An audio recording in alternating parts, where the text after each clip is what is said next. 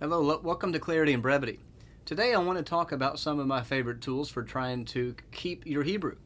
I'm assuming in this video that you have studied Hebrew, and if so, that you want to keep it. I've done another video talking about some of my favorite videos for Greek, and some of the similar suggestions that I've given there I have for Hebrew as well. So if you've studied Hebrew, what I think you need is a way to keep it in front of you. As you read through the Bible, keep Hebrew in front of you in some way. And my favorite way to do that is with a diglot. This is the one I use most days, which is the Hebrew English Old Testament, BHS, Biblia Hebraica Stuttgartensia, and this is ESV and BHS. And it's a big, heavy book. To give you a sense, here's the smaller BHS, which is just the Hebrew text, and you can see the difference in size. But what you need is a way to keep Hebrew in front of you. The vocabulary is so massive in Hebrew, and the book of the Old Testament is so big. You need to keep it in front of you as much as you can. So I would say read Hebrew, as Bruce Waltke, my professor, told me when I asked him, how do you keep from losing it? He said 15 minutes a day. I think that's excellent advice. So how do you find an extra 15 minutes a day to read Hebrew? Well, hopefully you're reading the Old Testament on a consistent basis.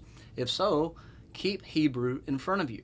If you're opening the English, have the Hebrew open as well, and just look at it as much as you can. Force yourself to look at a hard copy.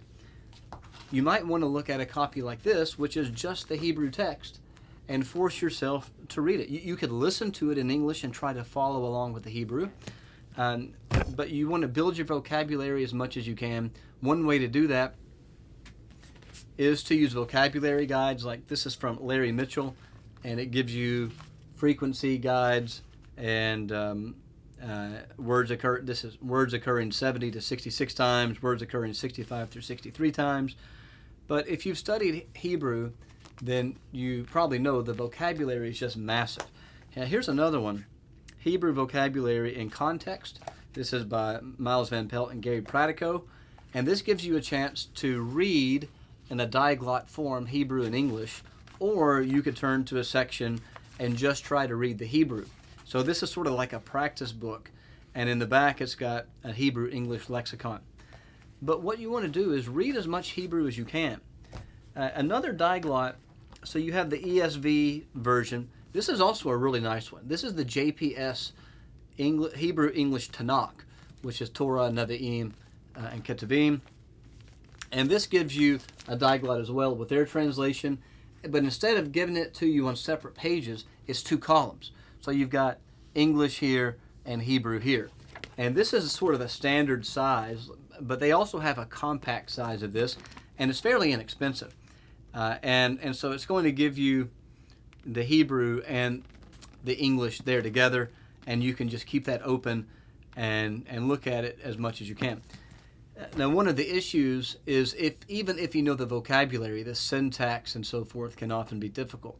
So having a diglot where you have both the Hebrew text and the English text, they're separated, but you can look at each one.